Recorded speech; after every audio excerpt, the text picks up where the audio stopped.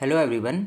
आज के इस सेशन में हम बात करने वाले हैं गुप्त ऊष्मा और विशिष्ट ऊष्मा होती क्या है और ये कैसे काम करती हैं और हमारी डेली लाइफ में हम कहाँ पर किस ऊष्मा का उपयोग करते हैं और हमारे जो एग्ज़ाम हैं उसमें कैसे क्वेश्चन पूछ सकते हैं वो सभी हम इस सेशन में जानने वाले हैं।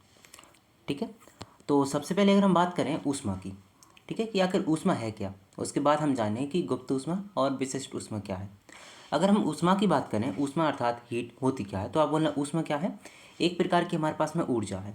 क्या है? ऊष्मा भी एक प्रकार की ऊर्जा है जो तापांतर के कारण प्रभावित होती है। तापांतर का मतलब क्या होता है? तापांतर का मतलब हमारे पास जो टेम्परेचर होता है, तापमान होता है ना, उसमें अगर जो अंतर होगा उससे ये प्रभावित होती है। जैसे हमारे पास अभी टेम्परेचर मान कर चलो कि हमारे पास में 20 डिग्री सेल्सियस है, ठीक है, और बाद में मान के चलो 50 डिग्री सेल्सियस है, तो हमारे पास में जो ऊष्मा है ना वो बढ़ जाएगी।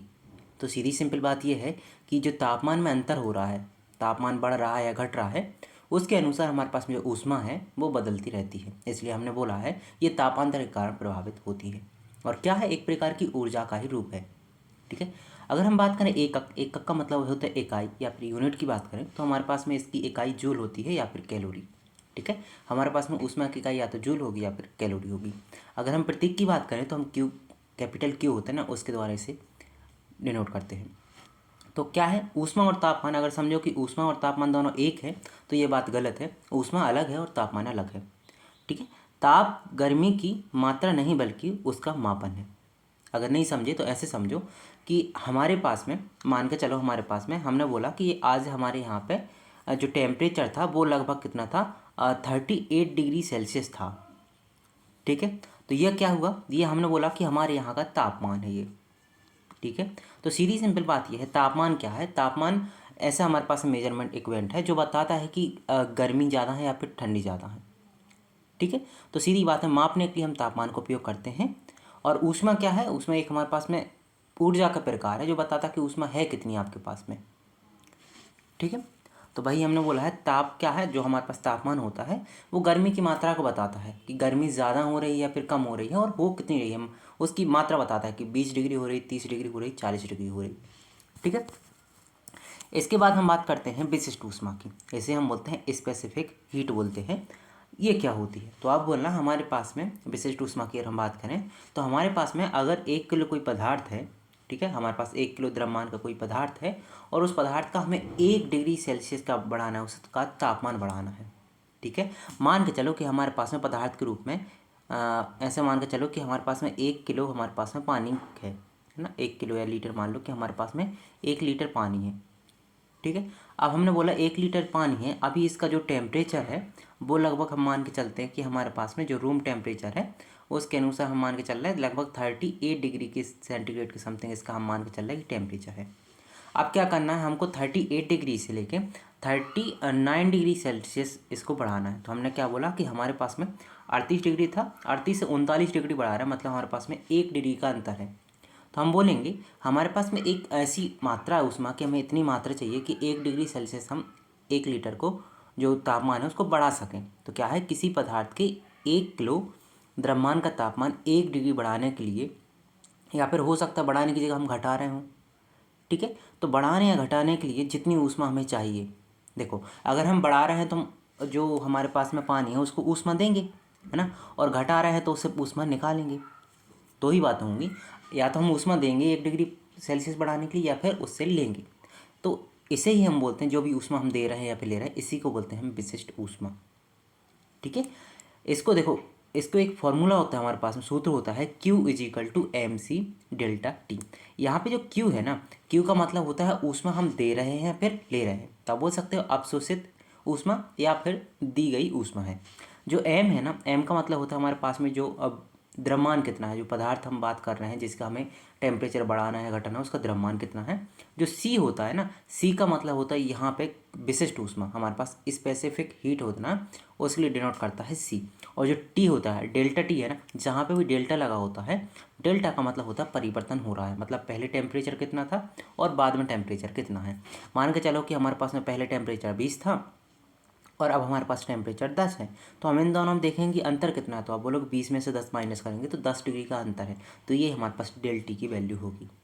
ठीक है, SI यूनिट क्या होगी इसकी, तो आप बोलना जूल पर kg नॉट C होगा।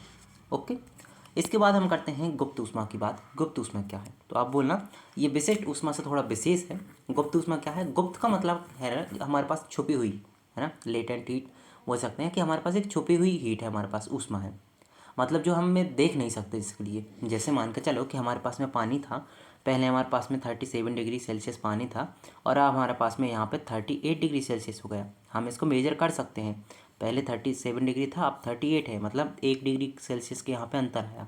ठीक है, तो ये होगी हमारे पास में विशिष्ट ऊष्मा। लेकिन जो गुप्त ऊष्मा होगी ना, यहाँ पे हम मेजर नहीं कर पाएंगे कि 37 डिग्री से 38 हो रहा, यहाँ पे कहीं ना कहीं वो हम बोल सकते हैं हमारे पास जो ऊष्मा है ना वो गायब हो रही होगी। तो आप क्या बोलोगे, जब कोई पदार्थ अपनी अवस्था बदलता है तो ताप बदले बिना जो ऊष्मा अवशोषित या उत्सर्जित होती है उसे हम बोलते हैं गुप्त ऊष्मा। ठीक है, ऐसे मान के चलो कि हमारे पास में पहले क्या थी, बर्फ़ थी, है ना। ऐसे मान के चलो कि हमारे पास में यहाँ पे एक हमारे पास में बर्फ़ का क्यूब है और इसका हम मान के चल रहे हैं हमारे पास टेम्परेचर है 0 डिग्री सेल्सियस। कितना है, 0 डिग्री सेल्सियस का टेम्परेचर है। अब मान के चलो हमने इसको हीट दी, है ना, हीट हमने दी तो हमारे पास जो बर्फ़ थी ना, बर्फ़ से हमारे पास में क्या बन गया, बर्फ़ से हमारे पास पानी बन गया। और जब हमने इसका मेजरमेंट किया इस पानी का तो ठंडा पानी था और इसका टेम्परेचर भी हमारे पास निकला 0 डिग्री सेल्सियस। तो आप आपके पास में सवाल आना चाहिए कि हमने तो हीट दी थी बाहर से, हीट हमने सफिशिएंट मात्रा में दी थी कि ये बर्फ़ पिघल कर किस में बदल गई, पानी में बदल गई। तो यहाँ पे क्या हुआ, बर्फ़ पहले ठोस अवस्था में थी और अब आ गई यहाँ पे द्रव अवस्था में। इसके टेम्परेचर में हमारे पास कोई परिवर्तन नहीं हुआ है, लेकिन ऊष्मा जो है ना कहीं तो गायब हुई है। अब वो ऊष्मा कहाँ पे गायब हुई है, तो ऊष्मा गायब नहीं होती है असल में। वो ऊष्मा क्या है, ऊष्मा जो हमारे पास में हमने दी है उससे टेम्परेचर नहीं बढ़ता है, उससे क्या होता है, इसकी अवस्था में परिवर्तन हो जाता है। तो आप बोल सकते हो जब किसी पदार्थ की अवस्था में परिवर्तन किया जाता है ऊष्मा को देकर और उसके तापमान में कोई परिवर्तन नहीं होता, केवल अवस्था बदलती है, ठोस से द्रव हो सकती है और द्रव से भाप बन सकती है वो, तो इसी को बोलते हैं हम गुप्त ऊष्मा। मतलब एक छिपी हुई ऊष्मा हमारे पास में है जो हम देख नहीं सकते। जैसा कि आपने देखा होगा जब कभी आप रोटी बनाते होगे या रोटी बनते हुए आपने देखा होगा, तो कुछ समय तक हमारे पास में क्या होता है, जो हमारे पास तवा होता है ना वो चढ़े रहता है, वो गर्म नहीं होता है। आप उसे छू कर देखो गर्म नहीं होता है, लेकिन जैसे 2 से 3 मिनट होगा उसके बाद वो गर्म होगा।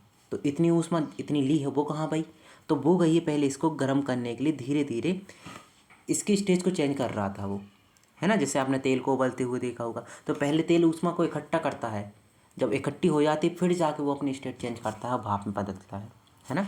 इसका फॉर्मूला होता है Q=ml और m का मतलब होता है द्रव्यमान कितना है, l का मतलब होता है हमारे पास लेटेंट हीट कितनी है, और Q का मान अभी बताया था कि ऊष्मा ले रहा है या फिर छोड़ रहा है। ठीक है, ओके। इसके बाद हम करते हैं इन दोनों में आखिर अंतर क्या है, हमारे पास गुप्त ऊष्मा क्या है और विशिष्ट ऊष्मा, दोनों में अंतर क्या है। तो हमारे पास में सबसे पहले हम परिभाषा के आधार पर तुलना करें तो क्या है, अगर तापमान में वृद्धि कर रहे हैं या घटोतरी कर रहे हैं तो विशिष्ट ऊष्मा होगी। लेकिन अगर हम तापमान को ज्यों समान रख रहे हैं, केवल अवस्था परिवर्तन कर रहे हैं, तो वहाँ पर गुप्त ऊष्मा होगी। ठीक है, ताप परिवर्तन की बात करें तो हमारे पास विशिष्ट ऊष्मा जो होती है इसमें ताप परिवर्तन होता है, जबकि गुप्त ऊष्मा ताप परिवर्तन नहीं होता है। फॉर्मूला Q=mc∆T और फॉर्मूला इसके लिए होगा Q=ml। ठीक है, इकाई इसके लिए ये रही, इसके लिए ये रही। उदाहरण अगर देखें तो पानी को गर्म करना, या फिर हो सकता है हम एल्कोहल को गर्म कर रहे हों। ठीक, मतलब किसी भी चीज़ को गर्म कर रहे हैं, सीधी सिंपल बात उदाहरण क्या है, हो सकता है लोहे को गर्म कर रहे हों, और बर्फ़ का पिघलना हो सकता है, बर्फ़ का भाप बनना हो सकता है। ठीक है, बर्फ़ तो नहीं बनती भाप, पहले बर्फ़ पिघल कर द्रव बनेगी, फिर द्रव जाके भाप बनेगा, है ना। ऐसे हमारे पास